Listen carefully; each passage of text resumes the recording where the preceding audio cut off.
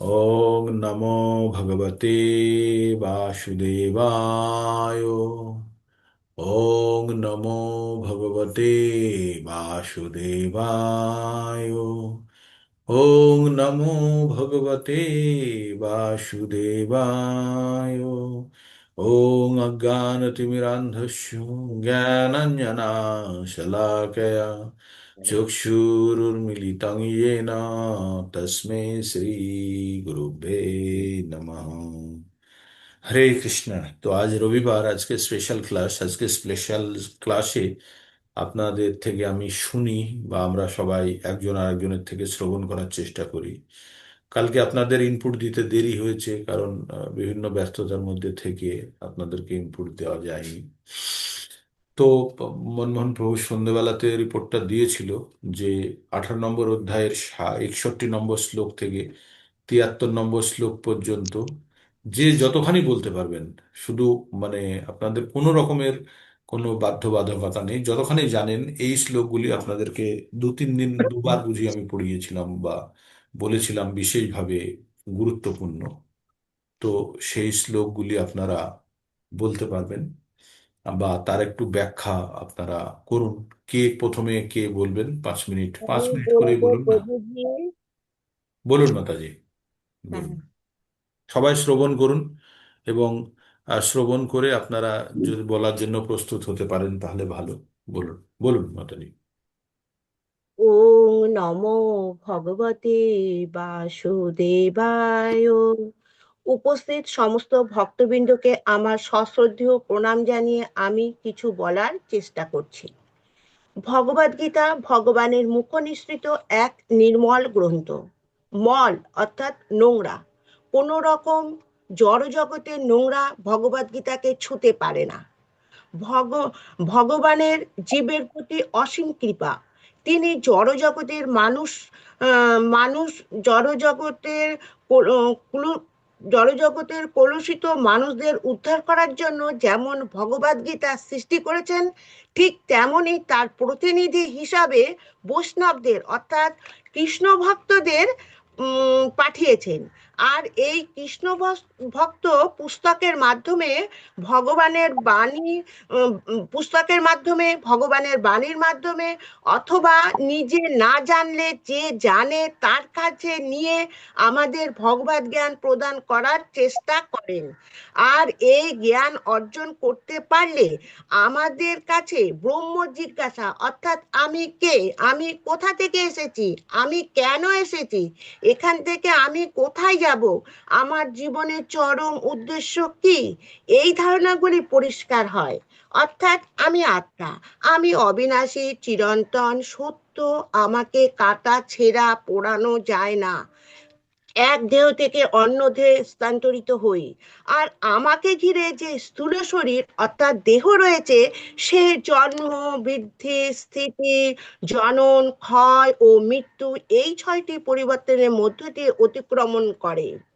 মৃত্যুর সময় এই জীবনের ধ্যান ধারণা, চিন্তা ভাবনা, সূক্ষ্ম শরীর, আত্মা, মন, বুদ্ধি, অহংকারের মাধ্যমে পরবর্তী জীবনে বয়ে নিয়ে যায়। ফলে পরবর্তী জীবনে ঠিক আমি পূর্ববর্তী জীবনের অনুরূপ একটা দেহ পাই। অর্থাৎ মৃত্যুর সময় আমার যা ইচ্ছা প্রকাশ করি এবং আমাদের কর্ম অনুযায়ী আমরা নতুন শরীর পাই। আমাদের শরীরের জড় পদার্থ অর্থাৎ জল, মাটি, বায়ু, অগ্নি, আকাশ, এই পঞ্চভূত দিয়ে তৈরি। তার সঙ্গে পাঁচটি জ্ঞানেন্দ্রিয়, চক্ষু, কর্ণ, নাসিকা, জিহ্বা, ত্বক এবং পাঁচটি কর্মেন্দ্রিয়, হাত, পা, মুখ, বায়ু, প্রস্থ, উদর, পাঁচটি ইন্দ্রিয়ের বিষয়, ভৌত জগতের শব্দ, স্পর্শ, রূপ, রস, গন্ধ এবং মন, বুদ্ধি, অহংকার ও প্রধান। প্রধান মানে শত, রজ ও তমগুণ। মোট এই 24টি তত্ত্বের মধ্যে যখন আত্মা প্রবেশ করে, তখন একটা নতুন জীবের জন্ম হয়। জীব তখন একজন জীবন্ত প্রাণী, তার সমস্ত শরীরে চেতনা শক্তি ফিরে পায়। তার যে কোনো অঙ্গ ব্যথা, গরম, ঠান্ডা, যন্ত্রণা, কম্পন অনুভব করে। কিন্তু যখন এই দেহ বা শরীর থেকে আত্মা ফিরে যায়, তখন দেহটার মৃত্যু হয়। তার মূল্য 210 টাকা, অর্থাৎ শরীরে যে আয়রন, কার্বোহাইড্রেট বা অন্যান্য জিনিস আছে তার মূল্য। কিন্তু যখন দেহে প্রাণ থাকে, তার মূল্য লক্ষ লক্ষ টাকা। এসব কথা বলেও মনে রাখতে হবে যে আত্মা কখনই একা থাকতে পারে না। আত্মার একটা শরীর লাগে। আর এই আত্মার পাশে পরমাত্মার রূপে ভগবান আমাদের প্রত্যেক জীবের মধ্যে বাস করেন। প্রকৃতি অসম্ভব রূপবতী ও গুণবতী। তার রূপে ও গুণে মোহিত হয়ে আমরা অনু আমাদের পরম উদ্দেশ্য বিভু ভগবানের সেবা করা বা ভগবানের চরণ কমলে আশ্রয় গ্রহণ করার চেষ্টা, সেটা ভুলে প্রকৃতিকে দহন ও শোষণ করতে শুরু করি। ফলে ভগবান আমাদের ইচ্ছা ও কর্ম অনুযায়ী আমাদের এক দেহ থেকে অন্য দেহে স্থানান্তরিত করেন। তাই তো ভগবান 18-61 বলেছেন, ঈশ্বর সর্বভূতানাং হৃদ্যেশ্বর্জুন তিষ্ঠতি ভ্রমায়মান সর্বভূতানি যন্তারূঢ়ানি মায়ায়া। অর্থাৎ পরমেশ্বর ভগবান সমস্ত জীবের হৃদয়ে বসে দেহরূপ যন্ত্রের মাধ্যমে আমাদের অর্থাৎ আত্মাকে এক দেহ থেকে অন্য দেহে ভ্রমণ করান। এই এক দেহ থেকে অন্য দেহে যাতে আত্মাকে ভ্রমণ করতে না হয়, তার জন্য পরম করুণাময়ী পরমেশ্বর আমাদের অনেক রাস্তা দেখিয়েছেন। যদি আমরা সম্পূর্ণরূপে ভগবানের শরণাগত হই, অর্থাৎ ভগবান ছাড়া আর কোনো কিছুর দিকে মন না দিই, তবে ভগবান আমাদের সম্পূর্ণরূপে দায়িত্ব নেবেন। আর পরমেশ্বরের দেখানো রাস্তায় যদি আমরা হাঁটি, তবে আমরা পরা শান্তি এবং ভগবানের নিত্যধাম পাব। অর্জুন যেহেতু ভগবানের অত্যন্ত প্রিয় সখা, তাই ভগবান অর্জুনকে তার উপকারের জন্য গোপন থেকে গোপনতর জ্ঞান প্রদান করেছেন। আর সেটি হলো 1864 শ্লোক। মন্মনা ভাব মদ্ভক্ত মদ্দাজি মাম নমস্কুরু মামে বৈশেষি সত্যম তে প্রতিজ্ঞানে প্রিয়সী মে। অর্থাৎ অর্জুনকে বলেছেন, তুমি সর্বদা আমার স্মরণ করো, আমার ভক্ত হও, আমার পূজা করো এবং আমাকে নমস্কার করো, তাহলে তুমি আমাকে অবশ্যই পাবে। এই বলে ভগবান প্রতিজ্ঞা করেছেন। পরমেশ্বর এটা বলেই থামেননি। তিনি 18-66 শ্লোকে সর্বধর্মান পরিত্যাজ্য মামেকং শরণং ব্রজ অহং তুয়াং সর্বপাপেভ্যো মোক্ষয়িষ্যামি মা শুচা। সর্বপ্রকার ধর্ম অর্থাৎ ব্রহ্মজ্ঞান, পরমাত্মার জ্ঞান, সমাজ জীবনের ভিন্ন ভিন্ন বর্ণ এবং আশ্রমের জ্ঞান, সন্ন্যাস আশ্রমের জ্ঞান, বৈরাগ্যের জ্ঞান, মন ও ইন্দ্রিয়ের দমন, ধ্যান ইত্যাদি পরিত্যাগ করে কেবল ভগবান তার শরণাগত হতে বলেছেন। কারণ কোনো দুঃখের প্রয়োজনই নেই। ভগবান সমস্ত পাপ থেকে মুক্ত করবেন। এরপর ভগবান বলতে শুরু করলেন, যারা ধর্মীয় অনুষ্ঠানের তপস্যা করে না, ভক্তি যোগে শ্রীকৃষ্ণের সেবার চেষ্টা করে না, শুদ্ধ ভক্তের পরিচর্যা করে না, শ্রীকৃষ্ণকে একটি ঐতিহাসিক চরিত্র মনে করে, অথবা শ্রীকৃষ্ণের মাহাত্ম্যের প্রতি ঈর্ষাপরায়ণ, তাদের কখনোই এই গুহতম জ্ঞানের কথা শোনানো উচিত নয়।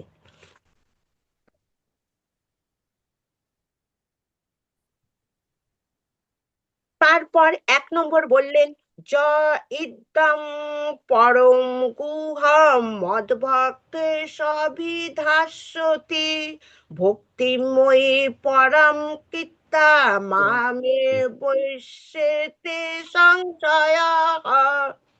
অর্থাৎ যিনি ভগবানের ভক্তদের মধ্যে এই পরম গোপনীয় গীতবাক্য উপদেশ করেন, তিনি অবশ্যই নিঃসংশয়ে পরা ভক্তি লাভ করে ভগবানের কাছে ফিরে যাবেন।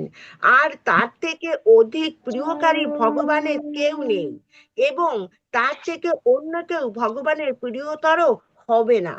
2 নম্বরে বললেন, যে না বুঝে ভগবদ গীতা পঠন করে, তার এই জ্ঞান যজ্ঞের দ্বারা ভগবান পূজিত হন। শুধু তাই নয়, 3 নম্বরে বললেন, শ্রদ্ধাবান ও অসূয়ারহিত মানুষ গীতা শ্রবণ করে পাপমুক্ত হয়ে পুণ্যকর্মের ফলস্বরূপ সাধু মহাত্মাদের মতো স্বর্গলোক প্রাপ্ত হন। এইভাবে যারা পাপমুক্ত অর্থাৎ পুণ্যবান, তারা সহজেই কৃষ্ণ ভাবনামৃত গ্রহণ করতে পারেন। সমস্ত কথা বলার পর ভগবান অর্জুনের কাছে 2টি প্রশ্ন রাখলেন। এক, অর্জুন একাগ্র চিত্তে গীতা কি শ্রবণ করেছে? 2, অর্জুনের অজ্ঞানজনিত মোহ কি দূরীত হয়েছে? প্রতি উত্তরে অর্জুন বললেন, আমা আপনার দয়ায় আমার মোহ দূর হয়েছে এবং আমি স্মৃতি ফিরে পেয়েছি। আমার সমস্ত সন্দেহ দূর হয়েছে, আমি যথার্থ জ্ঞান পেয়েছি। এবার আমি আপনার আদেশ পালন করব। এইভাবে সঞ্জয়ের মতো আমরা কৃষ্ণ ও অর্জুন এই 2 মহাত্মার অদ্ভুত রোমাঞ্চকর আলোচনা শ্রবণ করলাম। ভগবদ গীতার জ্ঞান অর্জন করে আমার মন ও ইন্দ্রিয় সমূহ এই পথে হাঁটতে চাইছে, কিন্তু আমি প্রতি পদে বাধা পাচ্ছি। কখনোই কখনো যখনই বাধা পাচ্ছি, তখনই অর্জুন আর ভগবানের বাণী মনে আসছে, মন শক্ত হয়ে যাচ্ছে। তবে এখনো নিজের প্রতি বিশ্বাস জন্মায়নি। কতটা কি করতে পারবো, হাঁটতে পারবো, নাকি সমস্ত বাধার মুখে মুখ থুবড়ে পড়বো? আমার মাথায় বসে গেছে, এটাই আমাদের কর্তব্য। ভগবানের বন্ধু এবং প্রিয় ভক্ত অর্জুন, অর্জুনকে এইভাবে ভগবদ গীতার পরম গুহতর জ্ঞান দেবার কোনো প্রয়োজন নেই। শুধুমাত্র পরম করুণাময় ঈশ্বর আমাদের মতো অধপতিত মানুষদের উদ্ধার করার জন্য অর্জুনের মাধ্যমে আমাদের এই জ্ঞান প্রদান করেছেন। হরে কৃষ্ণ। সুন্দর হয়েছে।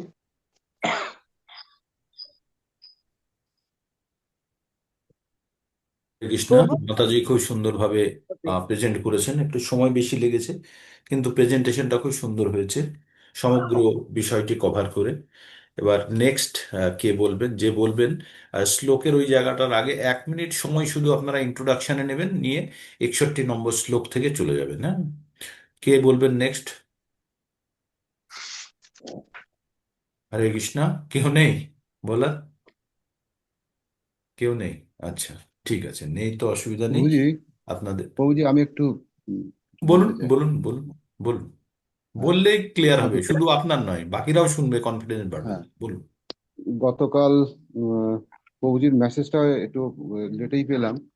তো পাওয়ার পর আহ, আমি একটু আলাদা বস্তু, মানে ভিন্ন আলোচনা ভগবদ গীতারই আহ, অন্তর্গত একটু আলোচনা করার জন্য আবেদন জানিয়েছিলাম। তো প্রভু মনে হয় দেখেননি, মনমোহন প্রভু মনে হয় দেখেননি। তো ও, সেটি সম্বন্ধে কিছুটা একটু আমি 5-7 মিনিট আলোচনা করতে চাই, কোন আলোকপাত করতে জায়গাটা চাই। সম্বন্ধে বলবেন, কোন জায়গাটা? আমি আমি এই জীবনচক্রের 84 লক্ষ যোনি সম্বন্ধে আলোচনা করতে চাই। হ্যাঁ, বলুন, বলুন, বলুন। হরে কৃষ্ণ। ওম তৎসৎ। ওম নমো ভগবতে বাসুদেবায়। ওম নমো ভগবতে বাসুদেবায়। ওম নমো ভগবতে বাসুদেবায়। সুপ্রভাত। উপস্থিত সকল কৃষ্ণ ভক্তবৃন্দকে জানাই আমার সশ্রদ্ধ প্রণাম। আজকের রবিবাসরীয় অনুষ্ঠানের আলোচ্য বিষয় হলো অষ্টাদশ অধ্যায়ের 61 থেকে 73 নম্বর শ্লোকের বিষয়বস্তু। সেটি আমি একজন মাতাজির কাছ থেকে এইমাত্র শ্রবণ করিলাম। সেটি সকলের নিকট থেকে আরো সকলের নিকট থেকে শোনার জন্য ইচ্ছুক ইচ্ছুক তবে আমি প্রভুজির অনুমতি নিয়ে একটু ভিন্ন বস্তু বা আলাদা বিষয়বস্তু সম্বন্ধে আমরা ভগবদ গীতায় উল্লেখ পাই যে 84 লক্ষ জনই ক্রমান্বয়ে পর্যায়ক্রমে কিভাবে উত্তরোত্তর উন্নয়ন স্তরে পৌঁছে বিভিন্ন জনিতে রূপান্তরিত হয় এবং অবশেষে ভগবত প্রাপ্তি ঘটে, সেই সম্বন্ধে একটু আলোচনা বা আলোকপাত করার চেষ্টা করছি। শ্রীমদ্ ভগবদ গীতা আমাদের পবিত্র গ্রন্থ। আমরা এই গ্রন্থ থেকে প্রতিনিয়ত জ্ঞান আহরণ করি এবং নিয়মিত জ্ঞান আহরণের চেষ্টা করি।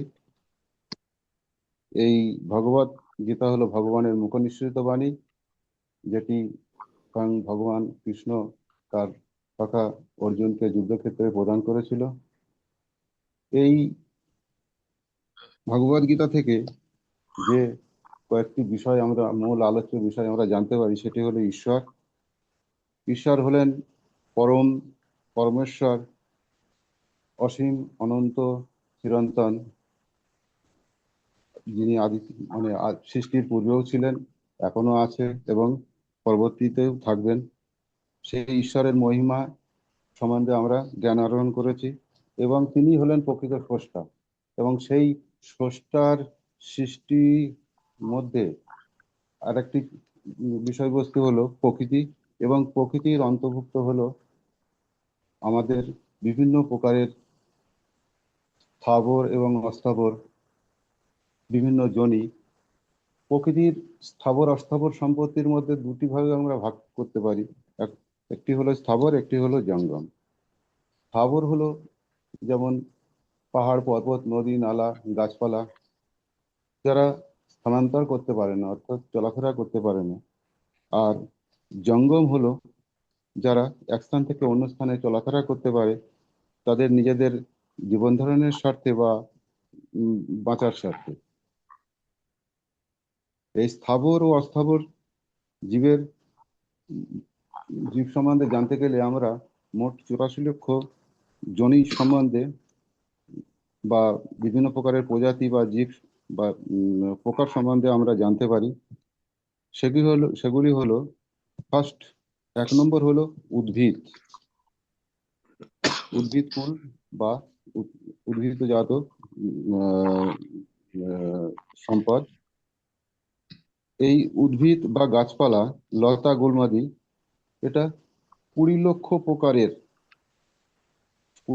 প্রকারের এই জনিতে উদ্ভিদকুল সবচেয়ে বেশি কষ্ট পায়। এবং এরা যেহেতু প্রকৃতির অন্তর্গত, এবং আমরা জীবকুল যেহেতু প্রকৃতিকে দহন এবং শোষণ করি, সুতরাং তাদের পরে অমানবিক নির্বাচন, অমানবিক অত্যাচার এবং পীড়া বা যন্ত্রণা আমরা দিয়ে থাকি। এই 20 লক্ষ উদ্ভিদের বিভিন্ন প্রকারভেদ আছে। এদেরকে সবচেয়ে বেশি কষ্ট পায় এরা, কারণ রোদ, জল, ঝড়, বৃষ্টি, তুষারপাত, বিভিন্ন রকম প্রতিকূল পরিস্থিতিতে এদেরকে জীবন ধারণ করতে হয় বা বেঁচে থাকতে হয়। কখনো তো ঝড় বৃষ্টিতে এদের ডালপালা ভেঙে যায়, কখনো আমাদের নিজেদের স্বার্থে এদেরকে কুঠারাঘাত করি, কেটে ফেলি। আবার কখনো এদের থেকে দহন শোষণ, যেমন এদের গাছের ছাল সংগ্রহ করি, তার থেকে গাছ থেকে আমরা বিভিন্ন ধরনের রস সংগ্রহ করি। কখনো আমরা গাছকে পেরে ঠুকে নিজেদের বিভিন্ন রকমের কাজ কর্মপ্রণালী আমরা করে থাকি। এক কথায় অযাচিত অত্যাচার, যা সহ্যের বাইরে। কিন্তু যেহেতু এরা অব্যক্ত, এরা কোনো ভাব প্রকাশ করতে পারেন না, সেই জন্য এরা মানে মুখ বুজিয়ে এগুলোকে সহ্য করে। এইভাবে করতে করতে উদ্ভিদ জগৎ কুলে যখন উদ- তুলসী বৃক্ষ রূপে উদ্ভিদ জন্মগ্রহণ করে, বৃক্ষরূপে যখন তুলসী তুলসী বৃক্ষরূপে জন্মগ্রহণ করে, তাদের বৃক্ষকুল থেকে বা উদ্ভিদ কুল থেকে তার মুক্তি ঘটে। যেহেতু তুলসী বৃক্ষের পত্র পুষ্প আমাদের পূজা অর্চনায় লাগে এবং আমরা এটাকে পবিত্র বলে মনে করি, এবং ভগবান শ্রীকৃষ্ণের এবং সমস্ত দেবদেবীর কাজে বা ভোগে অর্পণ করা হয়। সেই জন্য তুলসী বৃক্ষ যখন জন্মগ্রহণ করলো তখন বৃক্ষকুল থেকে তার উদ্ধার ঘটলো, এবং বৃক্ষকুল থেকে আমরা পরবর্তী কুলে স্থানান্তরিত হলাম। সেই স্থানান্তরিত হলো জলজ জীব বা জলচর প্রাণী। তাহলে আমরা দেখলাম উদ্ভিদ কুল হলো 20 লক্ষ প্রকারের, এবং জলজ জীব ও জলচর প্রাণী বা উভচরও বলা যেতে পারে, এদের হলো 9 লক্ষ প্রকারভেদ। এদের হাত পা নেই, শুধু দেহ, ভারী দেহ এবং মাথা, যা পায় তাই খায়, পচা মাংস, একজনের মাংস আর একজনকে খেয়ে জীবন ধারণ করে। বিভিন্ন রকমের প্রতিকূল পরিবেশে এরা জীবন ধারণ করে। অবশেষে যখন এই জলজীব বা জলচর প্রাণী শঙ্খ রূপে জন্মগ্রহণ করে, তখন তাদের এই শ্রেণীর জলজীব বা প্রাণী থেকে মুক্তি ঘটে। যেহেতু শঙ্খ ভগবানের শ্রীকৃষ্ণের পূজা অর্চনায় বা অন্যান্য দেবদেবীর পূজা অর্চনায় মঙ্গল ধ্বনি হিসাবে আমরা ব্যবহার করে থাকি, এবং সেটাকে পূজা অর্চনায় কাজে লাগাই। সেটা হলো 9 লক্ষ 9 লক্ষ প্রকারের। 3 নম্বর আমরা জানি কীট পতঙ্গ বা কৃমিজনী বা সরীসৃপ। এটা হলো 11 লক্ষ প্রকারের। বিভিন্ন প্রকারের কীট পতঙ্গ, যেমন মশা মাছি, প্রজাপতি, মৌমাছি, বিভিন্ন প্রকারের কীট পতঙ্গ আমরা প্রকৃতিতে দেখতে পাই। এর মধ্যে লাস্ট কীট পতঙ্গ যখন মৌমাছি রূপে জন্মগ্রহণ করে, তখন তার এই কুল থেকে তার মুক্তি ঘটে। মৌমাছি হলো বিভিন্ন ফুলের থেকে মধু সংগ্রহ করে, এবং সেই মধু আমাদের পূজা অর্চনায় ব্যবহৃত হয় এবং ভগবানের ভোগ অর্পণে লাগে। সেই হিসাবে কীটপতঙ্গ থেকে যখন মৌমাছি রূপে জন্মগ্রহণ করে, তখন এই 9 লক্ষ জনির শ্রেষ্ঠ জনি লাস্টে তার মুক্তি ঘটে। 4 নম্বর হলো ডিম্বজ বা ডিম থেকে যে সমস্ত প্রাণীর বা পক্ষীর জন্ম হয়, সেটা হলো ডিম্বজ বা ডিম্বজ উদ্ভূত পাখি রূপে। এদের জন্ম হয় প্রায়, এদের প্রকার ভেদ হলো 10 লক্ষ ভাগ। তাদের ঘরবাড়ি নেই, গাছে গাছে থাকে, যে কোনো স্থানে আশ্রয় গ্রহণ করার চেষ্টা করে। পোকামাকড়, জোঁক, পচা গলা যা পায় তাই খায়, নিজে না খেয়ে সন্তানকে খাওয়ায়। যখন সন্তান উঠতে পারে, তখন তারা ফিরে তাকায় না, যদিও কাক ও শকুন হয়ে জন্মালে অনেক দিন বেঁচে থাকে। এই গোত্রের পক্ষী রূপে জন্মগ্রহণ করার পরে লাস্টে যখন ময়ূর রূপে পাখি জন্মগ্রহণ করে পক্ষীকুলে, তখন তার উত্তরণ ঘটে এবং তার মুক্তি পায়। এই ময়ূরের পাখনা ভগবান শ্রীকৃষ্ণের মস্তকে শোভাবর্ধন করে, বা তার পাখনা বা তার পালক অন্যান্য পূজা অর্চনা বা অন্যান্য কাজেও ব্যবহৃত হয়। পঞ্চম হলো জীবজন্তু বা পশুকুল। এই এই জীবজন্তু পশুকুল বলতে আমরা সাধারণত 4 পেয়ে জন্তু জানোয়ারকেই বুঝি। এদেরও 30 লক্ষ প্রকার ভেদ আছে। বিভিন্ন প্রকারের জীবজন্তু হিসাবে যেমন আমরা বাঘ, সিংহ, শিয়াল, কুকুর, বিড়াল, শূকর, গরু, মহিষ ইত্যাদি এই সমস্ত বুঝি। এর মধ্যে সর্বশ্রেষ্ঠ জনি হলো গোজনিতে জন্মলাভ হলো সর্বশ্রেষ্ঠ ভাবে গণ্য হয়। এরপর আর পশুজনী নেই। গাভীর কেন? গাভীর দুগ্ধ হইতে ঘি জাত বা অন্যান্য মিষ্টান্ন এবং গাভীর গোবর মল আমাদের বিভিন্ন রকমের শুদ্ধ আচরণে লাগে। গোচনাও আমাদের বিভিন্ন রকমের পূজা অর্চনাতে লাগে। সুতরাং এই রূপে যখন গোজনিতে যখন জন্ম হয় তখন পশুকুল থেকে তাদের মুক্তি ঘটে। এরপর 4 লক্ষ বার হলো মানব কুলে। 4 লক্ষ বার, তাহলে এই আগের গুলি হিসাব করলে আমরা 80 লক্ষে পৌঁছে গেছি, 80 লক্ষ প্রকারভেদ। সেগুলির মধ্যে কি কি আমরা জানতে পারলাম যে উদ্ভিদ হলো 20 লক্ষ বার, জলজ জীব বা প্রাণী হলো 9 লক্ষ বার, কীট পতঙ্গ বা কৃমিজনী 11 লক্ষ বার, আর 50। ডিম্বজ হইতে উদ্ভূত 10 লক্ষ বার, এবং জীবজন্তু বা চারপেয়ে জন্তু পশুকুল হলো 30 লক্ষ বার।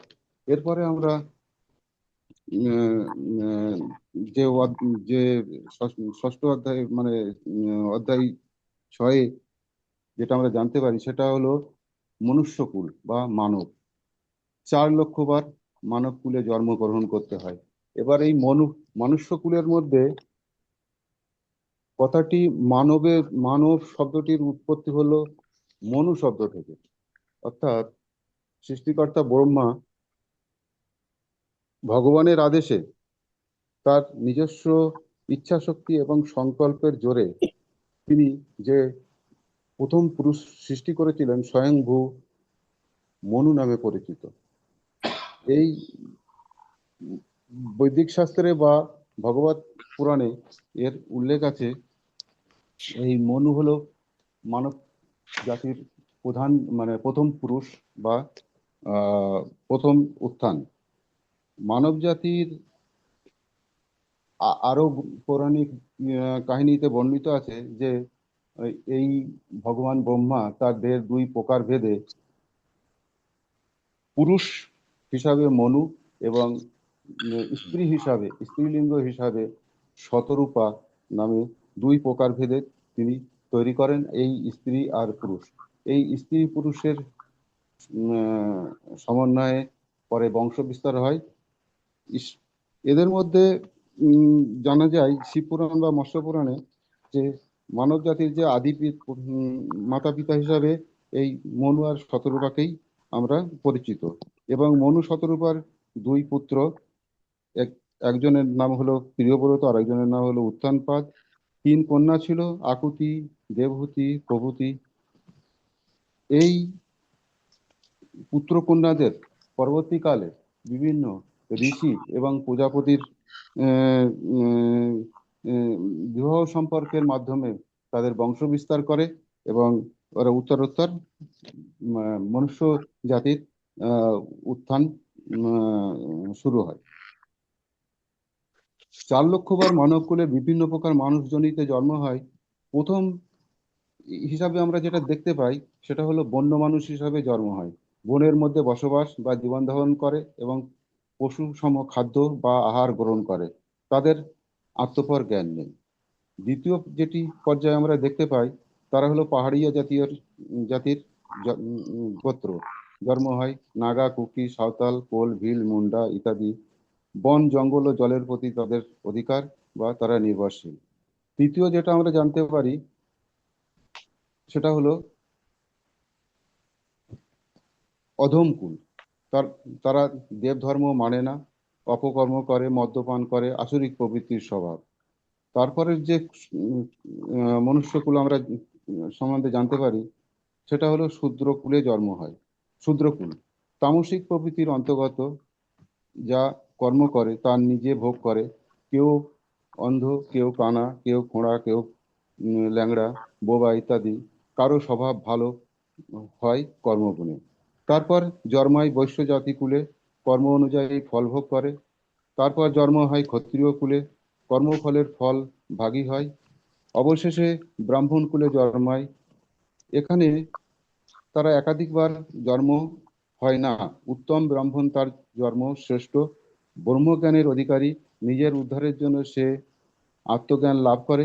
কিন্তু কেবল ব্রহ্মকুলে ব্রাহ্মণ কুলে জন্মালেই পরম ধাম লাভ হয় না, যদি যে যদি সে যথার্থ জ্ঞান লাভে নিবৃত্ত না হয়, তবে সে পুনরায় 84 লক্ষ যোনির পথে পর্যায়ক্রমে ভ্রমণ করতে থাকবে। এই 80 লক্ষ প্রকারের প্রজাতির জীবকে মানবের মানবেতর প্রাণী বলা হয়। এই 84 লক্ষ যোনির পর্যায়ক্রমে উত্তরণের মাধ্যমে আমরা সর্বশ্রেষ্ঠ আহ, উম, আহ, কুল, যেটা মানব মানব কুল বা মনুষ্য জাত, মানব হিসাবে আমরা জন্মগ্রহণ করি, এবং আমাদের মধ্যে আহ, কর্ম করার অধিকার ঈশ্বর প্রদান করেছেন। এই কর্মের ফলে বা কর্মের বলে যে আমরা অর্জিত গুণ আহ, তৈরি করি, সেই গুণাস্তরে পরপর পৌঁছে গুণাতীত হয়ে আমরা ভগবানের পরম ধামে পৌঁছাতে পারি এবং ভগবত প্রাপ্তি লাভ করতে পারি। এইটুকু বলে আমি শেষ করছি। আহ হরে কৃষ্ণ প্রভু। হরে কৃষ্ণ। প্রভু সুন্দরভাবে একটা ভিন্ন টপিকের উপরে বিশ্লেষণ করেছেন, কিভাবে প্রাণীর বিভিন্ন প্রাণীর 84 লক্ষ প্রজাতির মধ্যে বিবর্তনের মাধ্যমে কিভাবে একটা থেকে আর একটিতে উন্নীত হয়। ভগবদ গীতাতে পরিষ্কারভাবে লেখা আছে। তবে প্রভু মৎস্য পুরাণকে উল্লেখ করেছেন, করে বলেছেন।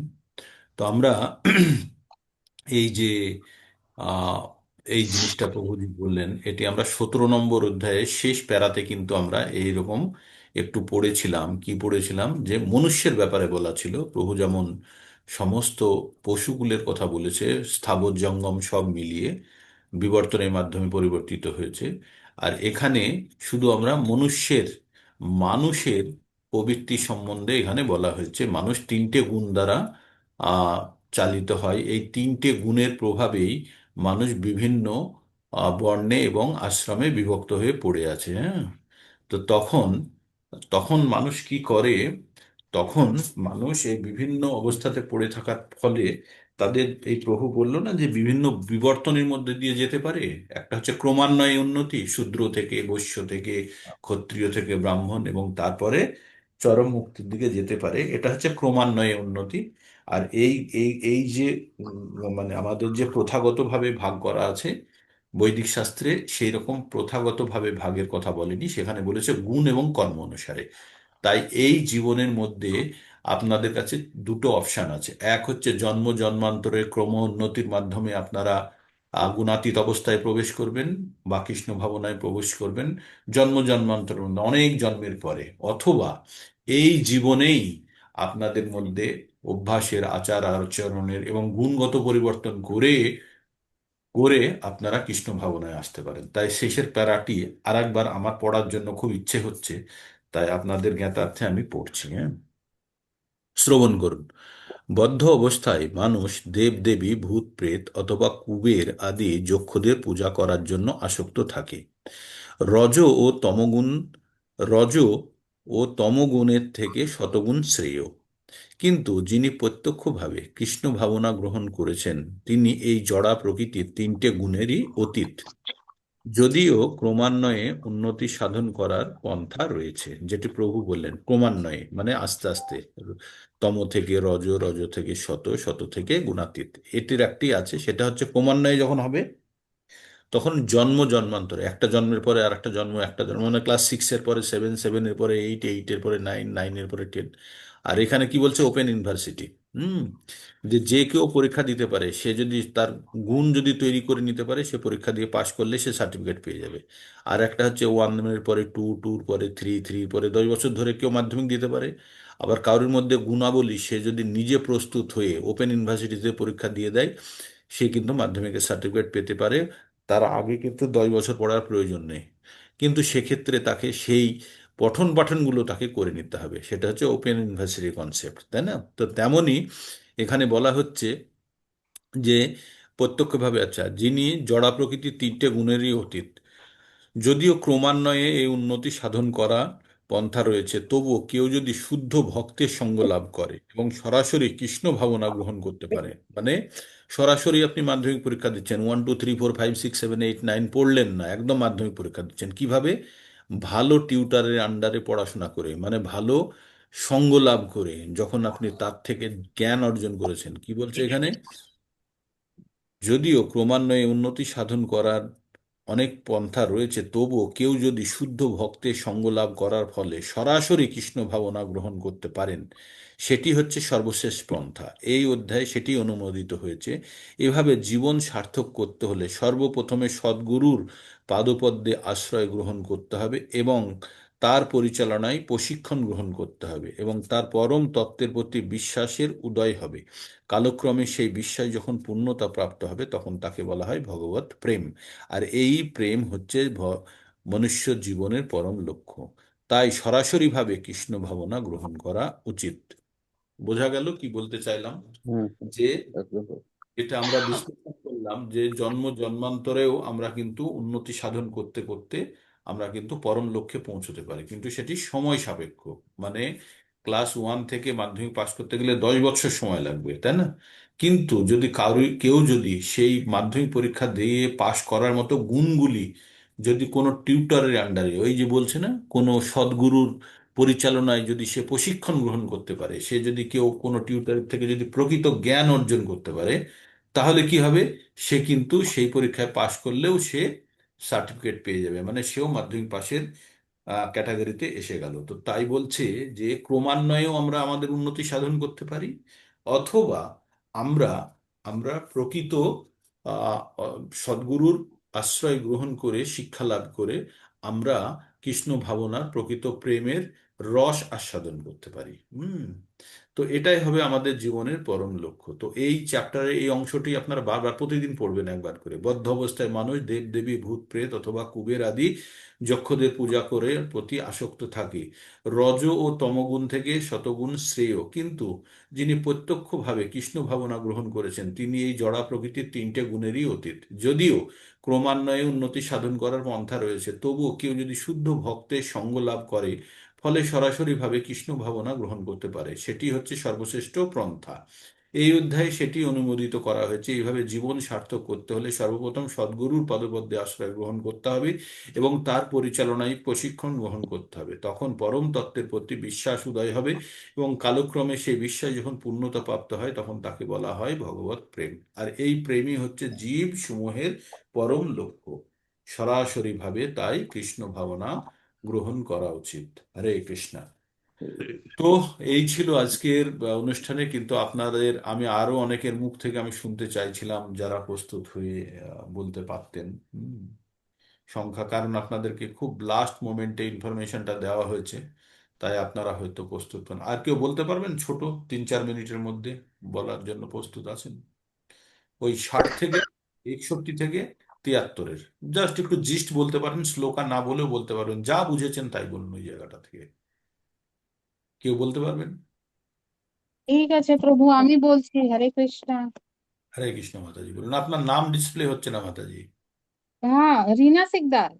আচ্ছা, অনেকদিন ধরে আপনাকে দেখছি না, আমি তাই ভাবছি কি হলো আপনার ফোন, আপনার না, নামটাই। আমি তো না আমি তো জয়েন হচ্ছি। আমি তো আপনার নামটা দেখতে পাচ্ছি না। ঠিক আছে মাতাজি, আপনি বলুন। M2। হ্যাঁ, হ্যাঁ, হ্যাঁ। ঠিক ঠিক আছে প্রভু। এ, আমি কিন্তু প্রিপেয়ার ভালো করে হইনি প্রভু। ঠিক আছে, বলুন, কিন্তু যতখানি আপনি বলতে পারবেন স্পন্টেনিয়াসলি বলুন। হ্যাঁ হ্যাঁ। ওম নমো ভগবতে বাসুদেবায়। লিখে ওম রেখেছি, আমার মনে হলো না। ভগবতে বাসুদেবায়। ओम नमो भगवते वासुदेवाय। इस 18 अध्याय में अर्जुन अर्जुन को श्री कृष्ण बोलते हैं कि इस शरीर रूपी यंत्र में आरूढ़ अंतर्यामी परमेश्वर संपूर्ण जीवों के हृदय में स्थित है। परमेश्वर अपनी माया से उनके कर्मों के अनुसार भ्रमण करवा रहे हैं। हे भारत, सब प्रकार से उस परमेश्वर की शरण में जाओ। उसी की कृपा से तुम परम शांति को प्राप्त करोगे। उसी की कृपा से तुम नित्य धाम को प्राप्त करोगे। इस प्रकार यह गोपनीय से अति गोपनीय ज्ञान मैंने कहा है। इस रहस्य युक्त ज्ञान को संपूर्णता से अच्छी प्रकार से विचार कर इतने पर भी अर्जुन का कोई उत्तर ना मिलने पर श्री भगवान बोलते हैं, हे अर्जुन, संपूर्ण गोपनीय से भी अति गोपनीय मेरे परम रहस्य युक्त वचनों को तुम पुनः सुनो, क्योंकि तुम मेरे अति प्रिय हो। अतः मैं ये परम हितकारी वचन तुम्हारे लिए बोलूंगा और तुम मेरे अत्यंत प्रिय मित्र हो। मेरा चिंतन करो, मेरी उपासना करो, मुझे नमस्कार करो। ऐसे करने पर निसंदेह तुम मेरे पास आओगे। समस्त धर्मों का त्याग करो, मेरी शरण में आ जाओ।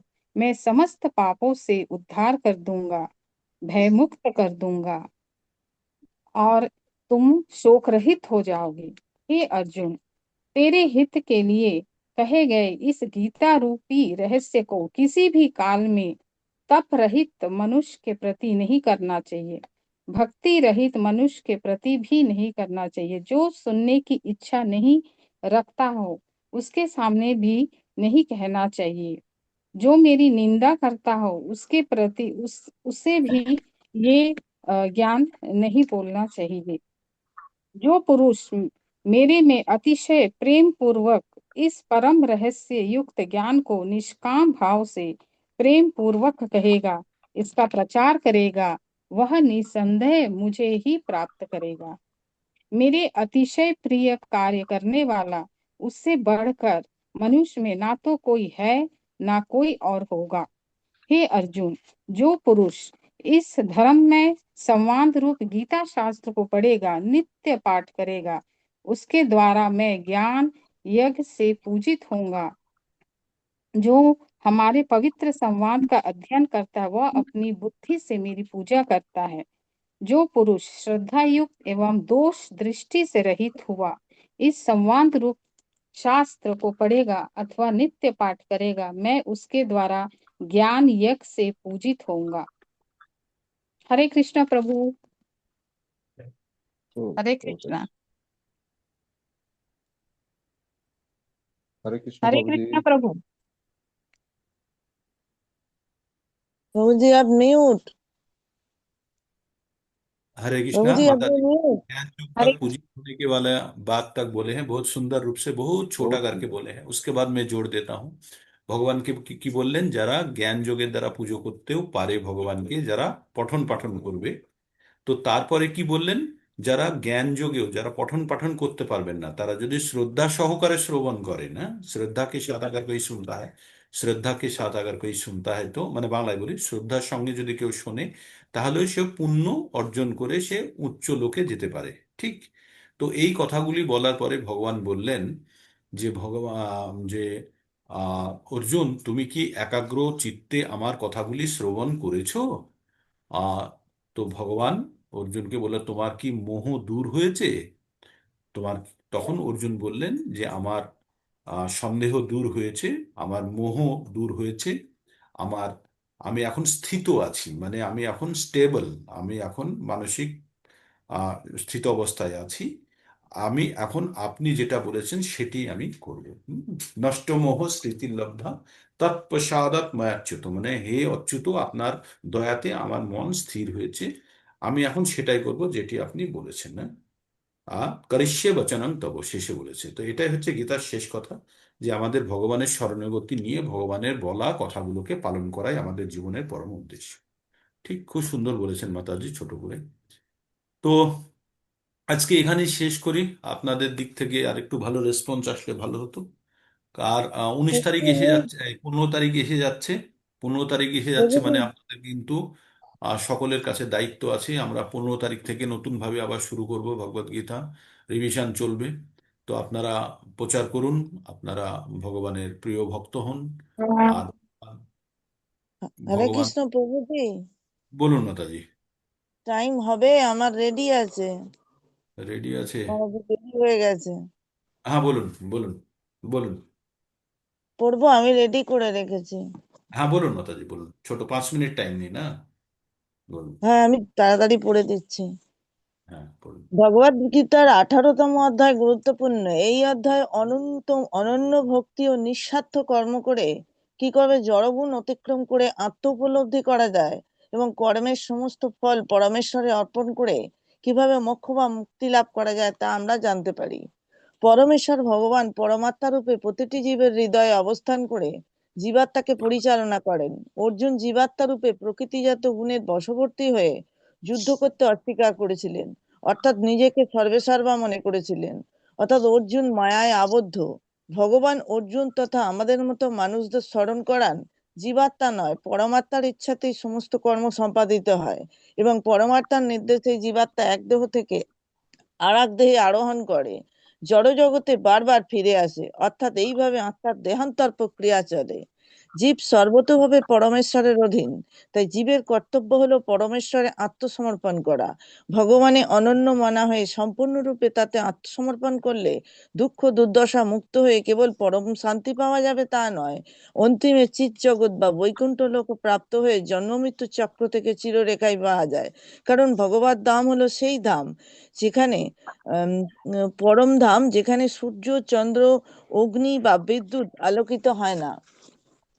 অর্জুন শ্রীকৃষ্ণকে পরমেশ্বর রূপে গ্রহণ করে তার নিকট আত্মসমর্পণ করেছেন। ভগবান অর্জুনকে ইতিপূর্বে ব্রহ্মভূত অবস্থা সম্পর্কে বলেন। শুদ্ধ ভক্ত ব্রহ্মভূত স্তরে পৌঁছলে তিনি সদা সর্বদা প্রসন্ন থাকেন। তিনি না শোচতি না কাঙ্ক্ষতি, অর্থাৎ পরমেশ্বর ছাড়া তিনি কিছু ভাবেন না বা জড়জাগতিক কামনা বাসনা তার দূরীভূত হয়। তিনি গুহ থেকে গুহতর তত্ত্ব লাভ করেন। গাঢ় অন্ধকারে আমরা যেমন দিকভ্রষ্ট হলে এদিক ওদিক ছুটে বেড়াই, তেমনি এই জড়জগতের বন্ধনে দিকভ্রষ্ট হলে আমাদের তেমন অবস্থা হয়। তখন পরমেশ্বরের প্রতিনিধি রূপে সদ্গুরু আলোকবর্তিকা নিয়ে পথপ্রদর্শক রূপে আমাদের পথ দেখান। ব্রহ্মজ্ঞান অর্থাৎ গুহ এবং হৃদয়ের অন্তঃস্থলে থাকা পরমাত্মার জ্ঞান হলো গুহতর জ্ঞান। দুটোই অর্জুন পূর্বে লাভ করেছেন। এখন তিনি পরমেশ্বরের আত্মসমর্পণের গুহতম জ্ঞান লাভ করছেন। এই জ্ঞান শুধু অর্জুন নয়, সমস্ত জীবের ক্ষেত্রে অবশ্য গ্রহণ করা উচিত। ভগবদ গীতার সব থেকে গোপন কথা হলো সারাতিসার হলো মন্মানা ভব মদ্ভক্ত মজ্জাদি মাং নমস্কুরু মামে বৈশ্যসি সত্যম তে প্রতি জানে প্রিয়সী মে। বৃহত্তম জ্ঞানই হলো সদা সর্বদা শ্রীকৃষ্ণ ছাড়া আর অন্য দ্বিতীয় চিন্তা না করা, সর্বদা ঈশ্বরকে স্মরণ করা, তার অনন্য ভক্ত হওয়া, তার পুজো করা, তাকে নমস্কার করতে বলেন তিনি অর্জুনকে। অর্জুনকে তিনি শুদ্ধ ভক্ত হতে বলেন। শ্রীকৃষ্ণের মুরলীধর গোপীশ্বর দ্বিভুজ ময়ূরপুচ্ছ সাজানো অনির্বচনীয় রূপে সদা সর্বদা বিভোর থেকে শ্রীকৃষ্ণের রূপে মনকে সদা আচ্ছন্ন রাখাই শুদ্ধ ভক্তের লক্ষণ। সর্বধর্মান পরিত্যাজ্য মামেকম শরণম ব্রজ অহম তাম সর্ব পাপেভ্য মুখ্যৈষ্যামি মা শুচু। ভগবান অর্জুনকে শ্রীকৃষ্ণের শরণ নিতে বলেন। আমরাও ঈশ্বর এই ঈশ্বর ও ঈশ্বর না করে দাঁড়ে দাঁড়ে না দৌড়ে ভগবত ভক্তি করলে ভগবান আমাদের সব পাপ থেকে মুক্ত করবেন, মুক্তি অর্থাৎ মোক্ষ প্রদান করবেন। কষ্ট করে পাপ থেকে মুক্ত হওয়ার বৃথা চেষ্টা না করে, অনন্য চিত্তে দ্বিধাদ্বন্দ্ব না করে পরমেশ্বরের শরণাগত হলে আমরা মোক্ষ লাভ করতে পারবো। শ্রীকৃষ্ণ হলেন সর্বাকর্ষক, যিনি কৃষ্ণ রূপে বিমোহিত। তিনি পরশ পাথর প্রাপ্ত হওয়ার মতো ভাগ্যবান। যেমন পরশ পাথর যাতে ঠেকানো হয় তা তো সোনায় রূপান্তরিত হয়, তেমনি হরে কৃষ্ণ মহামন্ত্র জপ মনকে নিখাত সোনায় পরিণত করে, অর্থাৎ ভগবত প্রেমে আপ্লুত করে। পূর্ণ চেতনায় কৃষ্ণ ভক্তি করা হলো গুহতম জ্ঞান এবং সেটি ভগবদ গীতার সারমর্ম। অসংযমী ভক্তিহীন পরমেশ্বরের ইচ্ছাপরায়ণ ব্যক্তিকে কখনোই পরমেশ্বরের প্রদত্ত গোপনীয় জ্ঞান বলা উচিত নয়, কেননা তারা অবুঝ, এর মাহাত্ম তারা বুঝবে না। অপাত্রে জ্ঞান দান করার মতো তা বিফল হবে। অভক্ত ব্যক্তি শ্রীকৃষ্ণকে জানতে পারে না, ভগবত গীতার মর্মার্থও বুঝতে পারে না, তাই তাদের কাছে গীতার মর্মার্থ করা উচিত নয়। তাই ভগবান বলেন, যেসব শুদ্ধ ভক্ত এই পরম গোপনীয় গীতা বাক্য ভগবান ভক্তদের কাছে উপদেশ রূপে দান করেন, তিনি সংশয়াতীত ভাবে ভগবত ধামে ফিরে যান। এরূপ শুদ্ধ ভক্ত সকল মানুষের মধ্যে তার সব থেকে বেশি প্রিয়। ভগবান ও অর্জুনের পবিত্র কথোপকথন যিনি পাঠ করবেন, তার সেই জ্ঞান দ্বারা ভগবান পূজিত হবেন। যাদের মধ্যে শ্রদ্ধা আছে এবং যারা পরমেশ্বরের প্রতি ঈর্ষান্বিত নন, এমন মানুষ গীতা শ্রবণ করলে পাপ মুক্ত হয়ে পুণ্য লোকে অবশ্যই স্থান পাবেন।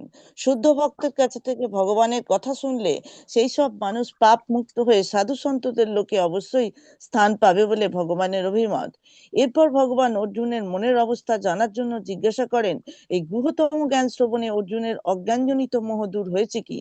প্রকৃতপক্ষে শ্রীকৃষ্ণকে বা তার প্রতিনিধি স্বরূপ সদ্গুরুর কাছ থেকে ভগবদ গীতা শ্রবণ করে তার মনের অজ্ঞানতাকে তৎক্ষণাৎ দূর করে অর্জুনের মধ্যেও তাই হয়। তিনি স্বয়ং শ্রীকৃষ্ণের কাছ থেকে এই মহান জ্ঞান লাভ করেছেন। অজ্ঞানতার মোহজাল থেকে মুক্ত হয়ে তিনিও যুদ্ধে অবতীর্ণ হন। বহিরঙ্গা দুর্গা বা মায়া শক্তির দাসত্বে আমরা বদ্ধ অবস্থা প্রাপ্ত হই। পরমেশ্বরের দাসত্ব করলে আমরা নিজের স্বরূপকে বুঝতে পারি, কারণ আমাদের পরিচয় আমরা ভগবানের নিত্য দাস। অর্জুন অত্যন্ত জ্ঞানী, তিনি বুঝতে পারেন ভগবানের ইচ্ছাই তার মাধ্যমে প্রতিফলিত হবে, তিনি নিমিত্ত মাত্র। তাই অস্ত্রশস্ত্র সহ তিনি যুদ্ধে অবতীর্ণ হন। হরে কৃষ্ণ প্রভুজি। হরে কৃষ্ণ। মাতাজি সুন্দরভাবে হাই স্পিড এবং সমস্ত বিষয় কভার করে মাতাজি সুন্দরভাবে প্রেজেন্ট করেছেন। তো যারা বারবার শ্রবণ করছেন আশা করি তাদেরও প্রস্তুত হননি, কিন্তু এইগুলো শুনলেও আপনাদের কিন্তু প্রস্তুতি হবে। আমি তো সমগ্র বিষয় বলেছি, কিন্তু যখন কাউকে কোনো টাস্ক দেয়া হয় সে নিজে প্রস্তুত হয়ে এসে বলেন, তো সেই জন্য সুন্দর প্রেজেন্টেশন। তো আমরা এই যে কথাগুলো বলছি এই কথাগুলোকে উপলব্ধি করতে হবে এবার। হ্যাঁ, এতদিন দুটো জিনিস, জ্ঞান হচ্ছে, জ্ঞান আর বুদ্ধির মধ্যে পার্থক্য কি? জ্ঞান হচ্ছে কোনো ইনফরমেশন আমাদের মধ্যে সঞ্চিত করে রাখা, এবং আর বুদ্ধি হচ্ছে কি সেই ইনফরমেশনগুলো প্রয়োজনে সেইটুকু বার করা। হ্যাঁ, তাই না? সেইটুকু বার করা। আপনারা তো ভগবদ গীতার অনেক কিছু শুনছেন, কিন্তু আপনাকে যেটা জিজ্ঞেস করা হচ্ছে সেটাকে বলতে পারাটা হচ্ছে বুদ্ধি। আর জ্ঞান মানে হচ্ছে সমস্ত ভগবদ গীতা আপনি পড়েছেন শুনেছেন, কিন্তু ঠিক টাইমে বলতে পারাটা হচ্ছে বুদ্ধি। তো আমাদের জ্ঞান এবং বুদ্ধির সম্মেলন যখন হবে তখনই আমরা এই ভগবদ গীতাকে উপলব্ধি করতে পারবো এবং জীবনে আমরা প্রয়োগ করতে পারবো। এবার এই জ্ঞানকে আমরা যখন আমাদের জীবনে প্রয়োগ করব তখন আমাদের চরম প্রাপ্তি হবে। আর এটাই আমাদের ভগবদ গীতা পঠনের উদ্দেশ্য। খুব সুন্দরভাবে আপনারা এগোচ্ছেন, তবে আরো ভালো পার্টিসিপেশন চাই, আপনাদের অ্যাক্টিভ পার্টিসিপেশন। আপনারা যারা যারা এই জায়গাটা পড়েননি তারা 61 নম্বর শ্লোক থেকে 73 নম্বর শ্লোক পর্যন্ত আপনারা পঠন করুন, বারবার পঠন করুন। খুব গুরুত্বপূর্ণ জায়গাটা। গীতার সার আবার ওইখানেই জমানো আছে, মানে 700 শ্লোকের সার এই 10টা শ্লোকের মধ্যে, 12টা শ্লোকের মধ্যে লুকায়িত আছে। হ্যাঁ, খুব গুরুত্বপূর্ণ জায়গাটি, আপনারা বারবার পঠন করুন। এখানে কনসোলিডেটেড ওয়েতে মাতাজিরাও বলেছেন, সেটাও আপনারা শ্রবণ করতে পারেন। তো আর আমরা এই ভগবদ গীতার জ্ঞানের সঙ্গে বিভিন্ন ধরনের আমরা ডাইভার্সিটির সঙ্গে যাই। প্রতিদিন আমরা কিছু না কিছু নতুন জিনিস শেখার চেষ্টা করি, তাই না? আর এটাই হচ্ছে আমাদের জীবনের লক্ষ্য, যে ভগবত প্রেম, ভগবত ভক্তিকে আমরা শক্তিশালী করার জন্যই সবকিছু শিখতে রাজি আছি। একটা জিনিস হচ্ছে আমরা কিন্তু এমন কিছু শিখতে বা শেখার চেষ্টা করব না এখান থেকে যেটাতে আমাদের ভগবত ভক্তি থেকে আমাদেরকে দূর করে, আমাদের ভগবত ভক্তির অনুকূলে নিয়ে যাবে, সেটা আমরা গ্রহণ করব। আর যেটা প্রতিকূল স্বরূপ সেটা আমরা বর্জন করব। অনুকূলে না সংকল্প আর প্রতিকূলেষু বিবর্জিত, মানে আহ বিবর্জিত। তো যেটা প্রতিকূল সেটাকে আমরা বর্জন করব, যেটা অনুকূল সেটাকে আমরা গ্রহণ করব, সেটাই হচ্ছে ভক্তি। তো আজকে আমরা এখানেই শেষ করি। আবার আমরা কালকে সকালে আপনারা আবার জুড়বেন। আর যারা যারা প্রস্তুত করেননি তাদেরকে অনুরোধ করব তারা একবার প্রস্তুত করবেন। হ্যাঁ, 61 থেকে 73 পর্যন্ত।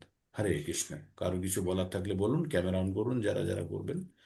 আর আপনাদের পার্টিসিপেশন খুব ভালো, আপনারা সবাই সব ভ্যারাইটি অফ ফিল্ড থেকে বিলং করেন এবং আপনাদের যে মনোভাব সেটি ব্যক্ত করার চেষ্টা করেন। খুব সুন্দর। আর এটাকে এবার আমাদের জীবনে অ্যাপ্লাই করতে হবে। আমাদের কি করতে হবে? এটাকে আমাদের জীবনে অ্যাপ্লাই করতে হবে। ভগবত ভক্তির জ্ঞান, অনন্য ভক্তির জন্য আমাদেরকে নিজেদেরকে রেডি করতে হবে। ক্যামেরা অন করুন, একটা স্ন্যাপশট নিয়ে নিই, অ্যাটেন্ডেন্স হয়ে যাক আপনাদের। হরে কৃষ্ণ কৃষ্ণ কৃষ্ণ হরে হরে, হরে রাম রাম রাম হরে হরে। আর কারো ক্যামেরা অন হবে? যাদের হবে করে নিন। আমি স্ন্যাপ নিচ্ছি, 1 2 3। আচ্ছা, আর 15 তারিখ থেকে কিন্তু নতুন ক্লাস শুরু হবে, সেই জন্য ম্যাক্সিমাম সংখ্যায় আপনারা ভক্তদেরকে সংগ্রহ করুন বা তাদেরকে বলুন, কমিউনিকেট করুন। আমি একটা লেখা দিয়েছি, লেখাটা আপনারা ছাপান। ওই ডেটের জায়গাটা খালি রেখেও ছাপাতে পারেন বা ডেট সহই ছাপাতে পারেন। ছাপিয়ে আপনারা আহ, বিতরণ করুন অন্যদের মধ্যে। আর বেশি বেশি থেকে বেশি ভক্তকে জোগাড় করেন। আমাদের তাদেরকে ভক্ত বানাতেই হবে, আর যদি একটা ভক্ত বানাতে পারেন উদ্দেশ্য সাধিত হয়ে যাবে, ভগবানের অতি প্রিয় হবেন, তাই না? অন্তত এই এই কথাটা ভেবেই আমরা আরো প্রচারের জন্য যাব। ঠিক তার পরবর্তীতে আমাদের আইডিয়া চেঞ্জ হয়ে যাবে, কিন্তু এখন আপাতত আমরা ভক্ত তৈরি করার উদ্দেশ্যেই আমরা অগ্রসর হব। ঠিক, আজকে এখানে বিরাম নিচ্ছি। আবার কালকে সকালে আমরা, মনমোহন প্রভু এখন মায়াপুরে আছে, আপনাদেরকে মায়াপুর থেকে মনমোহন প্রভু যুক্ত হয়ে কিছু যদি হরে বলেন। কৃষ্ণ প্রভু, হরে কৃষ্ণ। বিষ্ণু প্রভু, মঙ্গল আরতি দেখে এলাম এখন। বাহ, ঢুকে খুব সুন্দর। ঘরে প্রার্থনা করেন যেন ভগবানের কাজে সবাই ঘরে ভালো। প্রভুপাদ, ঘরের হ্যাঁ, মধ্যে প্রভুপাদ। হ্যাঁ। আর আর দেখায় সেই ফটোটা যেটা আপনি ভালো বলেছিলেন। ওই অষ্টসখী রাধা গোবিন্দের ছবিটা আছে আপনার রুমে। ওই যে অষ্টসখী রাধা গোবিন্দ। হ্যাঁ, ক্লোজ করে নিন ক্যামেরাটাকে। রাত হয়ে গেল, কেটে যাচ্ছে। অষ্টসখী রাধা গোবিন্দের যে ছবিটা মায়াপুরে আছে, সেটি প্রত্যেকটা রুমে নেটওয়ার্ক রাখা নেই। আছে। ওই তো অষ্টসখী রাধা গোবিন্দের ছবি। আর প্রভুপাদের ছবি আছে প্রভুর কাছে। আমি তো কালকে একবার ছুঁয়ে চলে এসেছি, মায়াপুর গেছিলাম কিন্তু খুব কম কম সময়ের জন্য গিয়ে চলে এসেছি। যাই হোক, ঠিক আছে, তাহলে আপনারা ভালো করে ভক্তি করুন। আজ এখানেই থাক, অনেকটা সময় হয়ে গেছে। হরে কৃষ্ণ।